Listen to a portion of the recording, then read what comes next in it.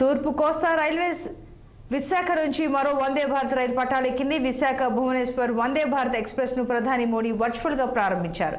విశాఖ నుంచి బయలుదేరిన రైలు భువనేశ్వర్ వెళ్తుండగా ఇచ్చాపురంలో ట్రైన్ ను టీడీపీ వైసీపీ నేతలు ఘనంగా స్వాగతించారు.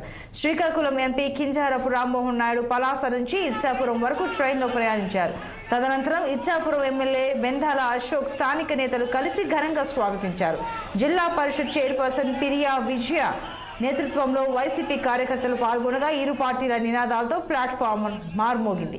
ప్రజలకు రవాణా సౌకర్యాలు మెరుగుపడడం కోసమే సీఎం రైల్వే శాఖకు విజ్ఞప్తి చేశారని, ఈ మేరకే రైల్వే శాఖ ఈ ట్రైన్ వేశారని జెడ్పీ చైర్పర్సన్ పిరియా పేర్కొన్నారు.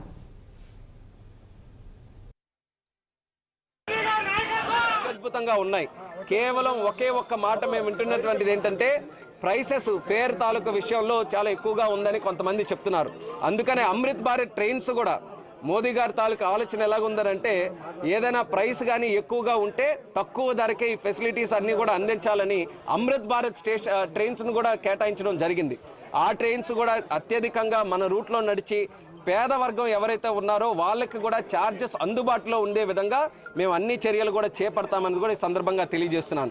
ఇప్పటికిప్పుడైతే నేను లిస్టు తీసుకొని రాలేదు, కానీ నేను వాళ్ళకు కూడా తెలియజేస్తున్నాను. జెండాలు ఉన్నాయి వాళ్ళ దగ్గర, ఖాళీగా ఉన్నట్టున్నారు, ఎప్పుడు ప్రోగ్రాంలు ఉన్నా చక్కగా వస్తున్నారు. ఈరోజు ఏ స్టేషన్లో ఏవేవి జరుగుతున్నాయో కూడా నా దగ్గర లిస్ట్ ఉంది. వాళ్ళకు కూడా చెప్పమనంటే మీడియా ద్వారా వాళ్ళకి తెలియజేస్తున్నాను. ఆ రోజులు ఖాళీ పెట్టుకోమనండి డప్పులు కొట్టుకోవడానికి. ఇంకా ఇక్కడే సబ్వేలు కూడా రాబోతున్నాయి.